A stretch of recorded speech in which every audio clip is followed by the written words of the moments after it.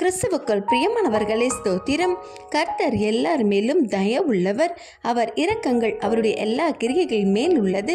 பிரியமானவர்களே, தேவனாகிய ஏசப்பா தயவுக்கு அளவே இல்லைங்க. அவரின் இரக்கங்களுக்கு முடிவென்பதே இல்லை. ஏசப்பாவிடம் சீஷன் ஒருவர் கேட்கிறார், என் சகோதரன் தவறு செய்தால் நான் எத்தனை முறை மன்னிக்க வேண்டும் என்று. அதற்கு ஏசப்பா 7 முறை என்கின்றார்.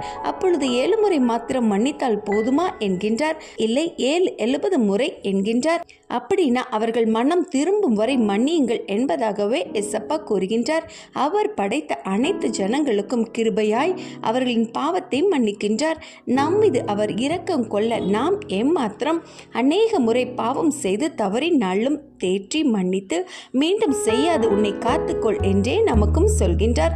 நாமும் நமக்கு தீங்கு செய்பவர்களுக்கு இப்படியாகவே மன்னிக்கும் பழக்கத்தை ஏற்படுத்தி கொள்ள வேண்டுங்க. ஏனென்றால் நாம் ஏசப்பாவின் பிள்ளைகள். அவரை போலே நாமும் வாழ வேண்டும். ஆமென்.